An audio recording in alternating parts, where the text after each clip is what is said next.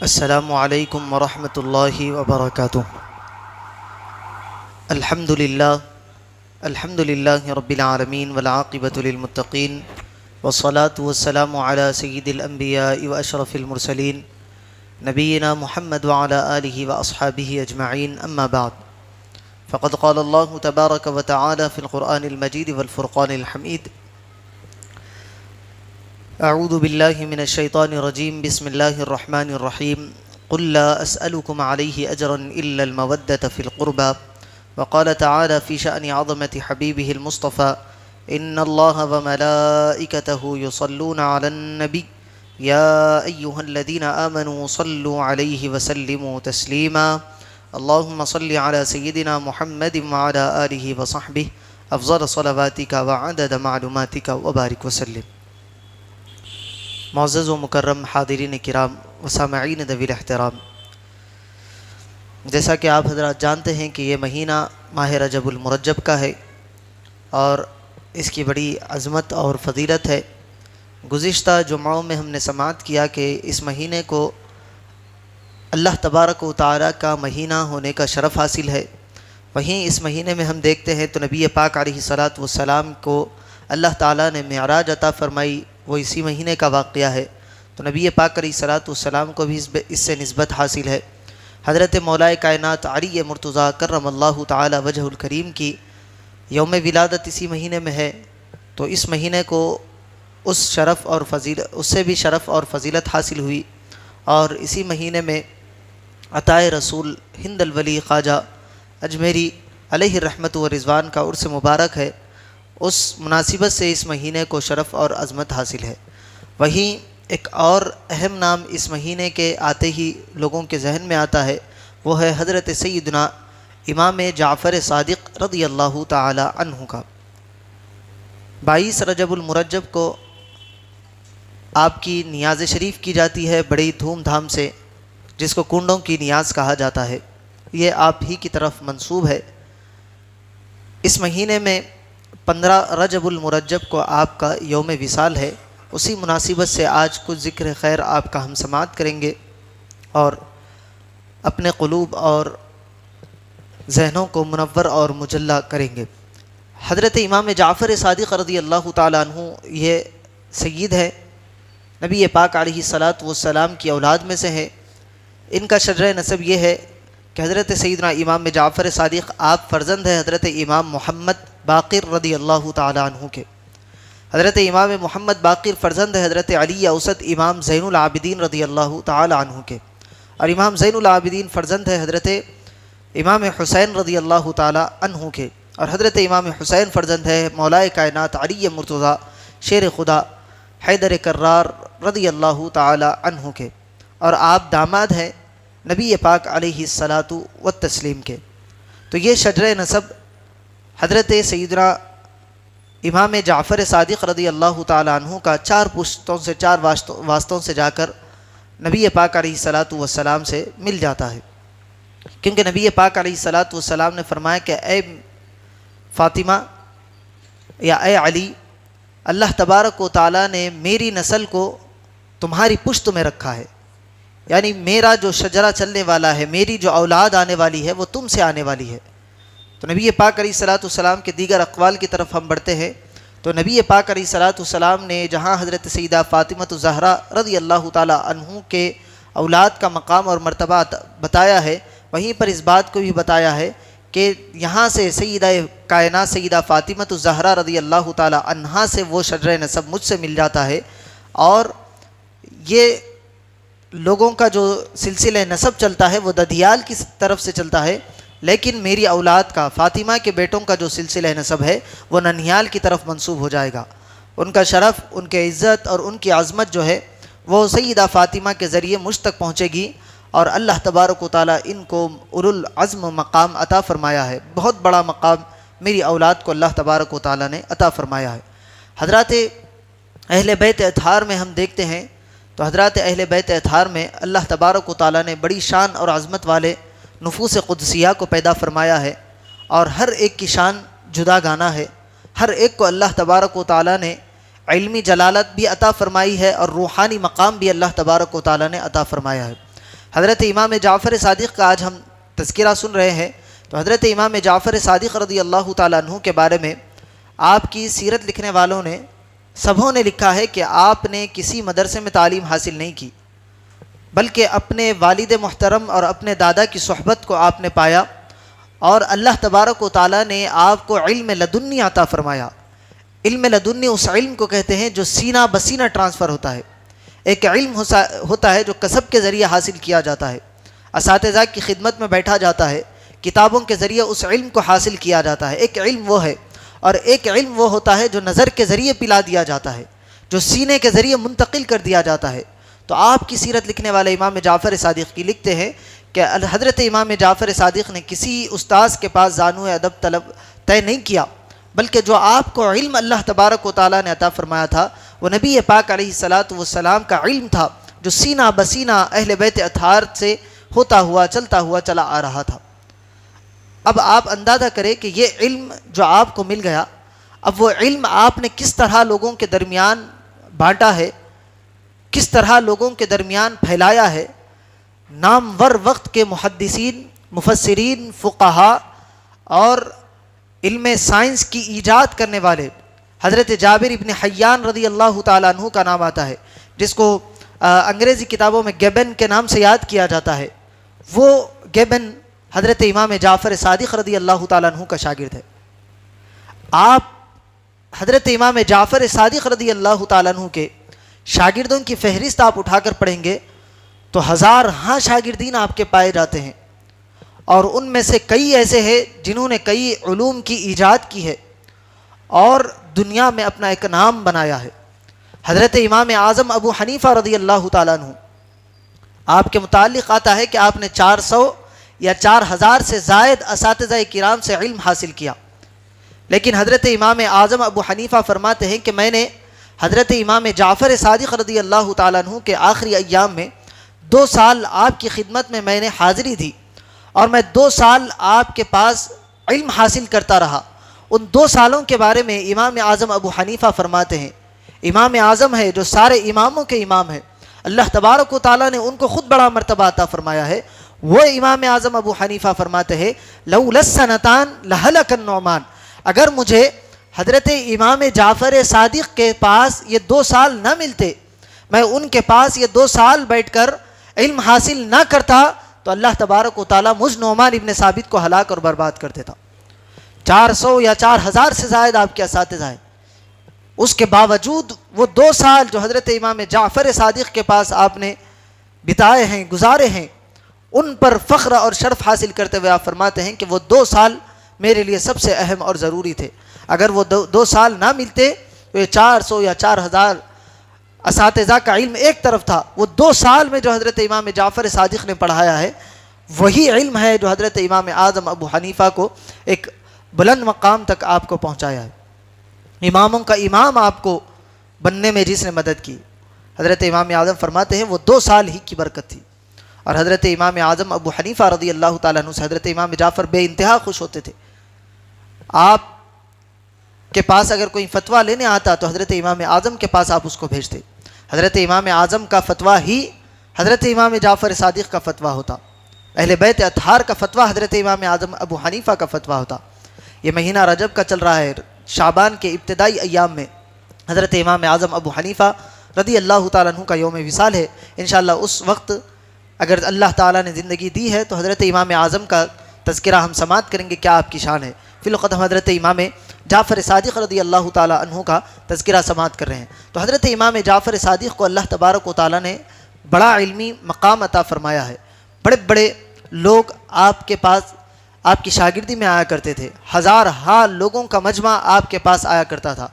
آپ نے باضابطہ مدرسوں کا قیام کیا، اکثر مسجدوں میں آپ نے مدرسوں کا قیام کیا، اور مسجد مسجد جا کر آپ نے دروس کا آغاز کیا، کہیں درس قرآن کا، کہیں درس حدیث کا. لوگوں تک آپ نے علم دین پہنچایا ہے. جہاں اللہ تبارک و تعالیٰ نے آپ کو علمی شان اور علمی جلالت عطا فرمائی تھی، وہیں پر اللہ تبارک و تعالیٰ نے آپ کو روحانی مقام سے بھی بہرہ ور فرمایا تھا. اہل بیت اطہار میں سے ہیں، بڑا مقام آپ کو اللہ نے دیا تھا، لیکن اس کے باوجود اللہ تبارک و تعالیٰ کے اس پیارے محبوب بندے کو اللہ تبارک و تعالیٰ نے اپنا قرب خاص عطا فرمایا تھا۔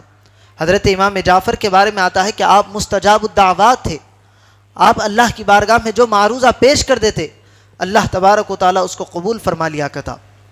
بے شمار واقعات آپ کی سیرت لکھنے والوں نے لکھے کہ ایک شخص آپ کے پاس آیا اور آپ کے پاس آ کر التجا کرنے لگا کہ اے اہل بیت رسول، اے رسول اللہ کی اولاد، آپ اللہ کی بارگاہ میں دعا کرے، میری التجا اور میری آرزو ہے کہ میں 50 حج کروں۔ حضرت امام جعفر صادق رضی اللہ تعالیٰ عنہ نے ہاتھ اٹھائے اور اللہ کی بارگاہ میں دعا کی کہ اے مولا اس کو جب اس وقت تک موت نہ دینا جب تک کہ یہ 50 حج نہ کر لے۔ یا دیگر روایت کے مطابق اس نے یہ آرزو کی کہ اللہ تعالیٰ مجھ کو اتنی دولت سے بہرہور فرما دے کہ میں 50 حج کر سکوں۔ حضرت امام جعفر نے کہا کہ اے مولا اس کو تو اتنی مال اور دولت عطا فرمائے، اس کے مال میں اتنی وسعت عطا فرما کہ یہ 50 حج کر لے۔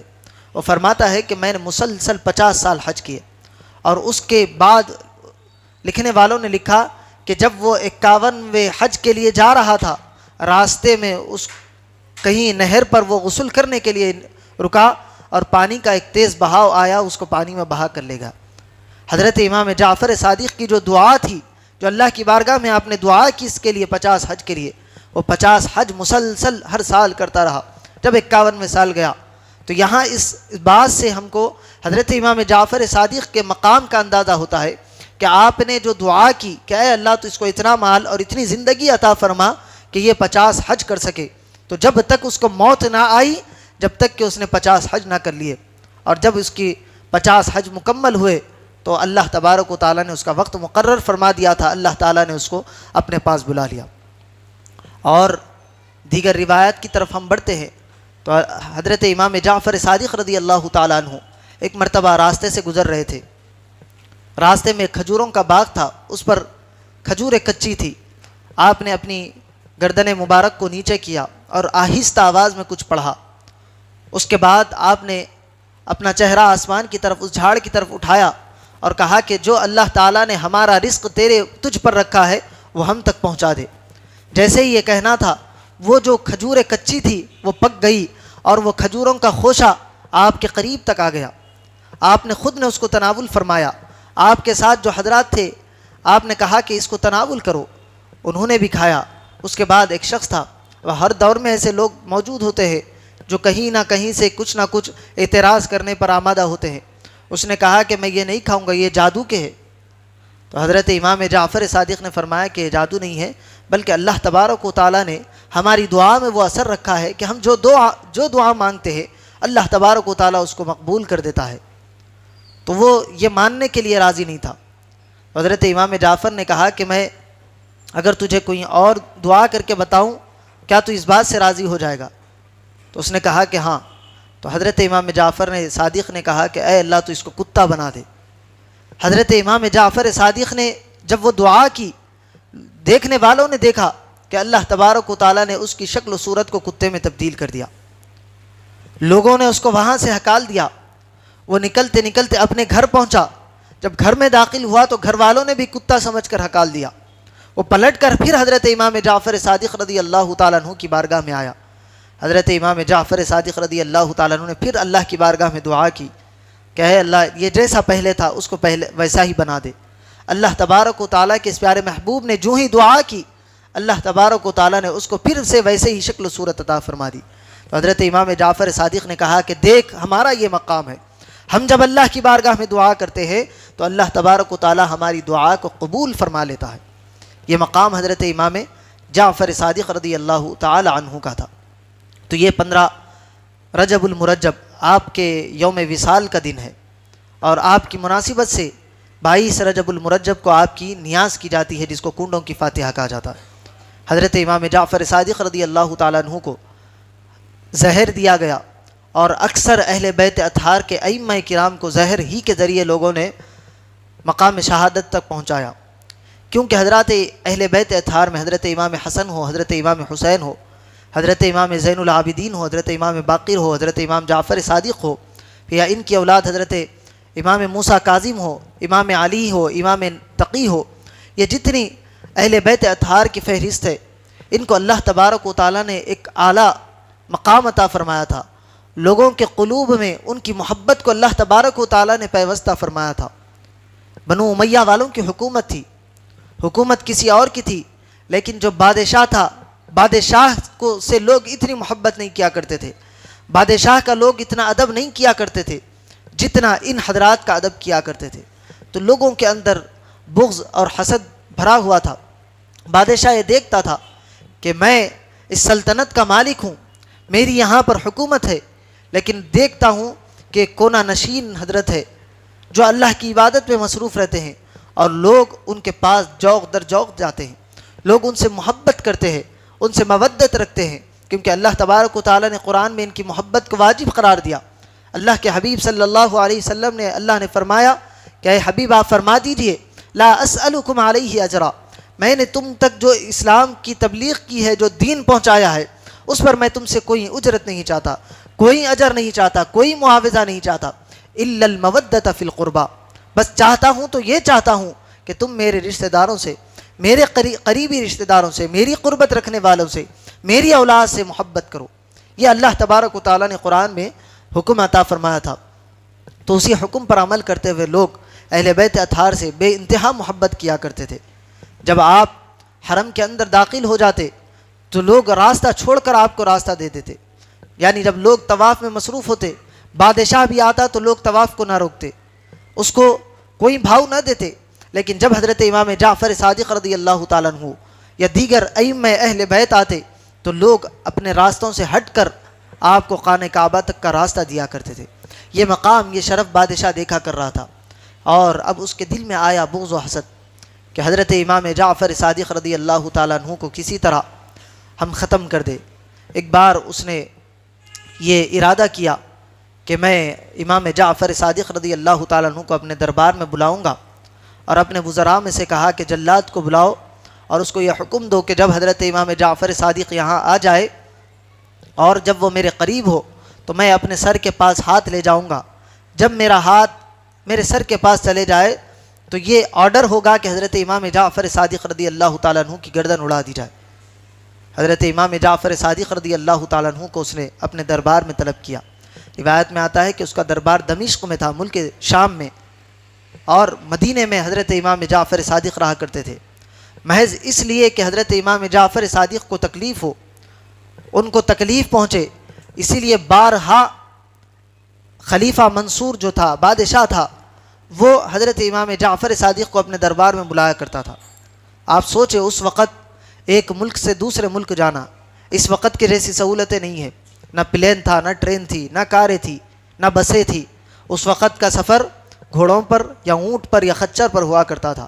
حضرت امام جعفر صادق کو روایت میں آتا ہے کہ 5 مرتبہ اس نے بغیر کسی عذر کے اپنے دربار میں طلب کیا۔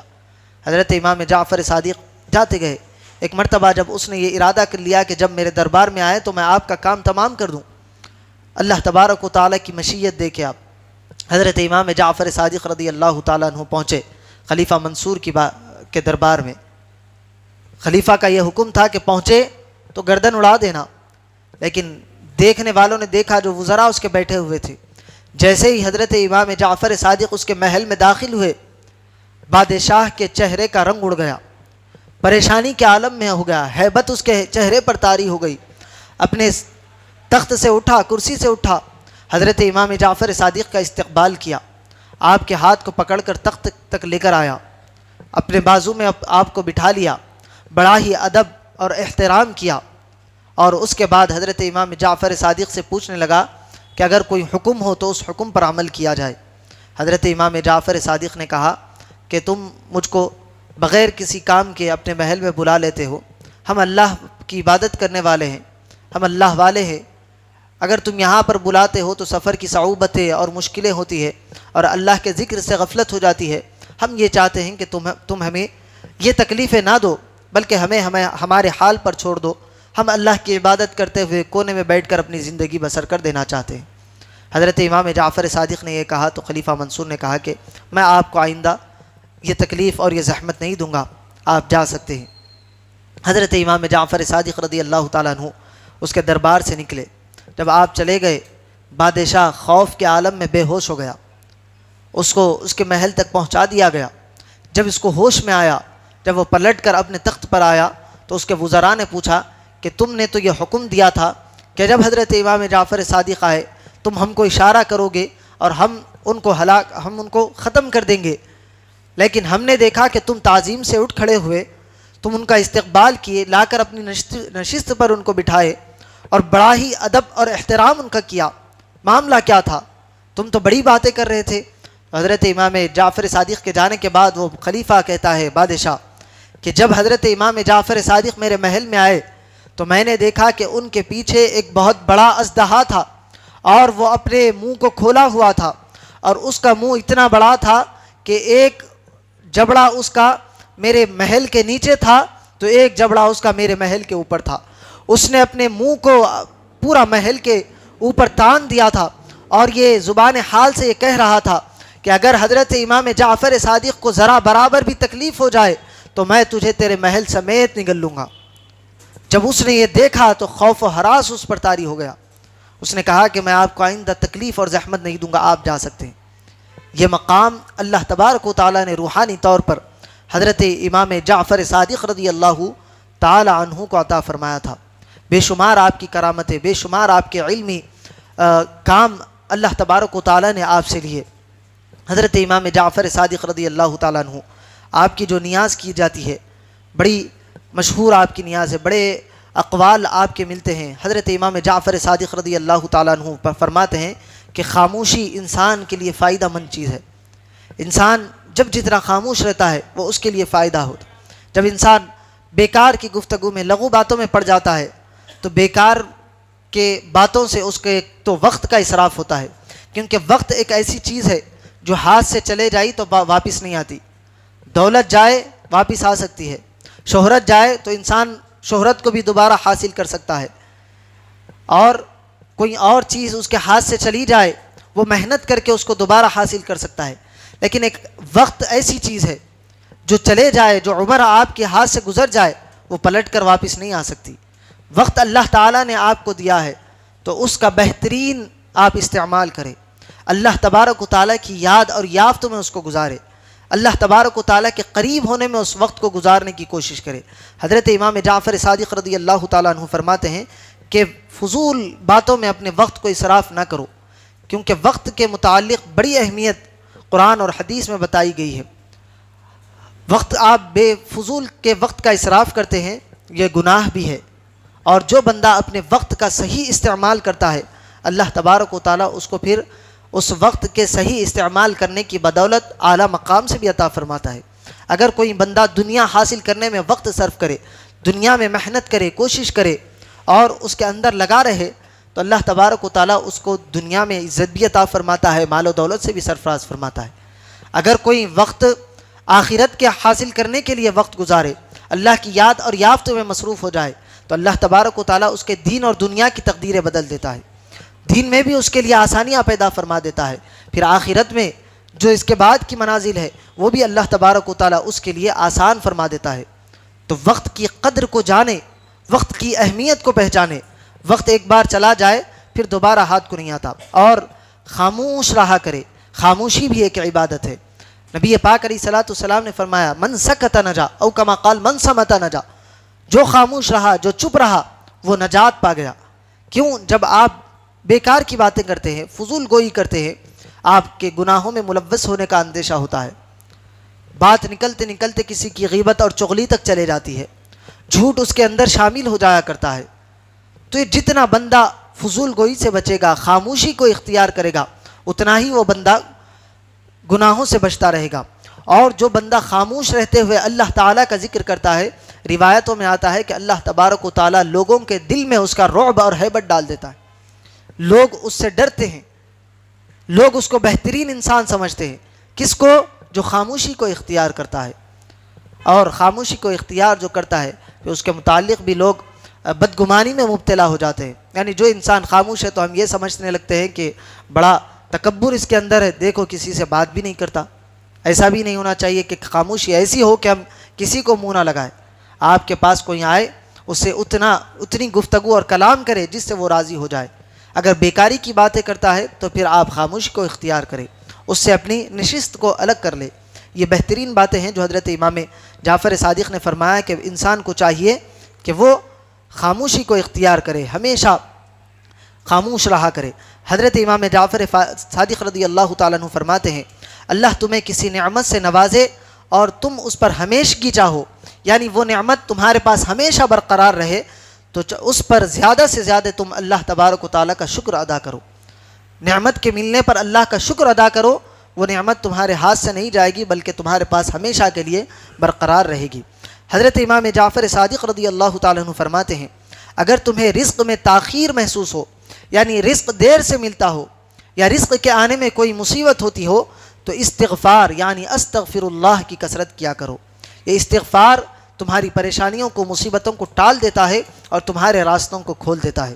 آپ فرماتے ہیں کہ اللہ تعالیٰ نے دنیا کو حکم ارشاد فرمایا کہ اے دنیا جو میری عبادت کرے تو اس کی خدمت کر، یعنی جو میری عبادت کرے تو اس کے لیے ہو جا، اور جو تیری خدمت کرے، جو دنیا کی خاطر رہے تو اس کو تھکا دے، یعنی اس کو دنیا میں اتنا محو کر دے کہ ہماری یاد کے لیے اس کے پاس وقت نہ ہو۔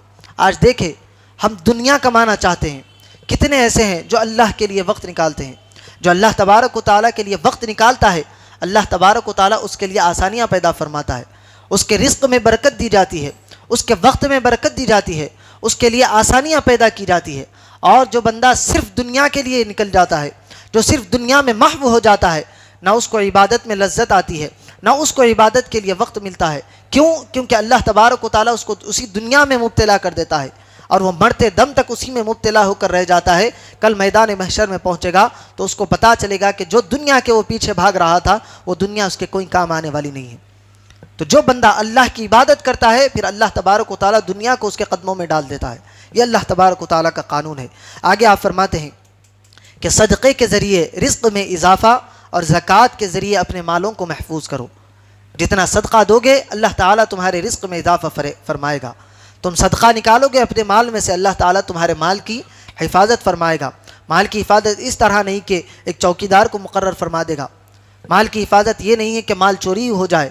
مال کی حفاظت اس طرح بھی ہوتی ہے کہ آپ کا مال کہیں اور خرچہ نہ ہو۔ ہم دیکھتے ہیں مال و دولت تو بہت ہے لیکن ہر تھوڑے دن میں وہ مال دواخانے میں جاتا ہے، ہر تھوڑے دن میں وہ فضول کے کاموں میں جاتا ہے، گناہوں میں وہ مال استعمال ہوتا ہے۔ کیا وجہ ہے؟ کیونکہ ہم نے وہ مال کو اللہ کی راہ میں خرچ نہیں کیا، ہم نے وہ مال کو اللہ کے لیے نہیں نکالا۔ وہ مال ہمارے پاس ہونے کے باوجود، اللہ کی نعمت ہونے کے باوجود وہ ہمارے لیے ہلاکت کا سامان تیار کرتا ہے۔ تو اللہ کے لیے مال نکالا کرے۔ آپ فرماتے ہیں کہ اللہ تعالیٰ نے سود کو اس لیے حرام کیا تاکہ لوگ بھلائی کرنے سے رک نہ جائے، یعنی جو بندہ سود کے اندر مبتلا ہو جاتا ہے اس کو پھر اللہ کے لیے نکالنے کے لیے پیسے اس کے پاس نہیں ہوتے، وہ سود پر سود دیتا جاتا ہے اور اسی کے اندر غرق ہو جاتا ہے۔ اسی لیے اللہ تعالیٰ نے سود کو حرام قرار دیا۔ آپ آگے فرماتے ہیں کہ اللہ پاک فضول خرچی کرنے والے کو محروم کر دیتا ہے، یعنی اللہ تعالیٰ نے آپ کو جو نعمت دی ہے، پیسہ دیا ہے، تو اس کو صحیح مقام پر خرچ کرے، اس کا صحیح مقام آپ تلاش کرے، غریبوں تک اس کو پہنچائے، یتیموں تک اگر اس کی ضرورت ہے تو ان کو پہنچائے، اس مال کو بہترین مصرف میں آپ خرچ کرے۔ اگر بے فیض جگہ پر اس کو استعمال کیا جاتا ہے تو ایک وقت ہوتا ہے اللہ تعالیٰ مہلت دیتا ہے، اس کے بعد اللہ تعالیٰ اس نعمت کو چھین لیتا ہے۔ آگے فرماتے ہیں کہ دین میں لڑائی جھگڑے سے بچو کہ یہ دل کو مصروف رکھتا ہے اور دل کے اندر نفاق پیدا کرتا ہے، منافقت کو پیدا کرتا ہے، دوغلے رویے کو پیدا کرتا ہے۔ یعنی دین کی باتوں کے اندر جو بتا دیا جائے اس پر عمل کرنے کی کوشش کرو، اس کے اندر حیلے بہانے تلاش نہ کرو، لڑائی جھگڑے والی باتیں اس کے اندر نہ تلاش کرو۔ اور آپ فرماتے ہیں کہ میانہ روی کو اختیار کرو۔ میانہ روی اختیار کرنے والا کبھی تنگ دست یعنی غریب نہیں ہوتا۔ یعنی اللہ تبارک و تعالیٰ نے جو آپ کو دیا ہے اس میں آپ اعتدال کے ساتھ کام لیں۔ اللہ نے آپ کو بہت مال اور دولت دیا ہے تو آپ اس کے حساب سے خرچہ کریں۔ اگر اللہ نے آپ کو متوسط بنایا ہے، نہ زیادہ مال و دولت دیا ہے نہ زیادہ غریب بنایا ہے، تو آپ ایک حساب سے اس کو خرچہ کریں۔ آپ غربت کی تنگ دستی کی زندگی گزار رہے ہیں تو اس میں بھی جو اعتدال کا راستہ ہے اس کو پکڑ کر رکھیں۔ آپ کی مصروفیات، آپ کی آمدنی جتنی ہوگی اس سے زیادہ آپ خرچہ کرنے جائیں گے، اللہ تبارک و تعالیٰ ایسے شخص کو پہلے آزماتا ہے، اس کے بعد پھر تنگ دست بنا دیتا ہے۔ تو میانہ روی، اعتدال کا بیچ والا راستہ ہمیشہ اختیار کرنا چاہیے۔ حضرت امام جعفر صادق رضی اللہ تعالیٰ عنہ فرماتے ہیں پرہیزگاری سے افضل کوئی زاد راہ یعنی سفر کا سامان نہیں ہے۔ پرہیزگاری سب سے بہترین زاد راہ ہے، آخرت کا جو راستہ ہے، اگر اس کو طے کرنا ہے تو انسان کو چاہیے کہ تقوی کا راستہ اختیار کرے، متقی بن جائے، پرہیزگار ہو جائے۔ آپ فرماتے ہیں کہ خاموشی سے بہتر کوئی چیز نہیں اور جہالت سے بڑھ کر کوئی نقصان دہ دشمن نہیں۔ خاموشی سب سے بہترین چیز ہے اور جہالت سب سے نقصان دہ چیز ہے، اور فرماتے ہیں کہ جھوٹ سے بری کوئی بیماری نہیں۔ جہالت کو اپنے اندر آنے سے بچائے، خاموشی کو اختیار کرے اور جھوٹ جیسی بڑی بیماری سے اپنی حفاظت کی اللہ تعالیٰ سے دعا کرے اور اس سے بچتے رہے۔ اللہ تبارک و تعالیٰ سے دعا ہے کہنے اور سننے سے زیادہ اعمال صالحہ کی توفیق عطا فرمائے، نبی پاک علیہ الصلوۃ والسلام کی سچی پکی محبت عطا فرمائے، حضرت امام جعفر صادق رضی اللہ تعالیٰ عنہ کے فیضان سے ہم سب کو مالا مال فرمائے۔ وصلی اللہ تعالیٰ وسلم علی خیر خلق سیدنا محمد وعلی آلہ واصحابہ اجمعین والحمد للہ رب العالمین۔